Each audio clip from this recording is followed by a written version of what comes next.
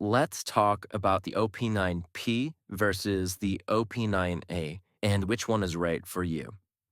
So here is an OP9-A.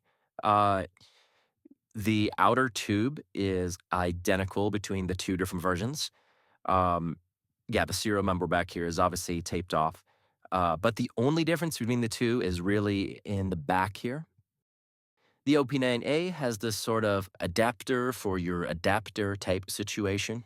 The design has an outer adapter which retains an inner aluminum side adapter.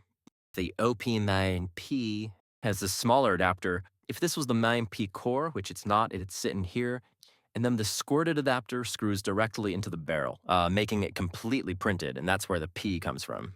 Here we have our two pistols, elegantly touching tips again. And I'm going to show the one of the advantages of the OP9A. So here is the adapter already installed. If I can fucking get this thing in, there we go. Is that say you have indexed the barrel for gun A, which means it's at the perfect angle, right? For gun A. Uh, it's not at some crazy angle like this where it's going to obscure the sight picture. The nice thing with the 9A is that if you want to pop it into your other gun, you can just, you see it's going to be a little bit off. So as you can see, the indexing is just a little bit off on this gun. It's not quite there. It's hard to tell with the camera, but there you can see it's a little bit off. And so what we can do to look at is that we can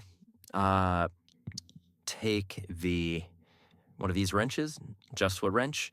Or you probably do this with suppliers too, but you know I don't want to mess up the aluminum adapter. Aluminum is a pretty soft metal, and you can just let's loosen this guy a little bit, and now we have is a perfect indexing on this other gun. And you can even do this in the field.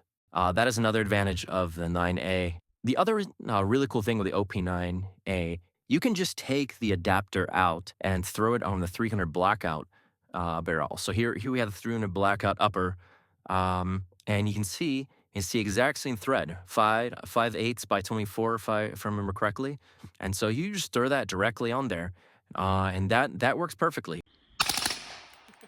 Now, it is limited to 300 blackout subsonics, but that's kind of the same as most 9mm cans you buy. They're usually rated for 300 blackout subsonic only.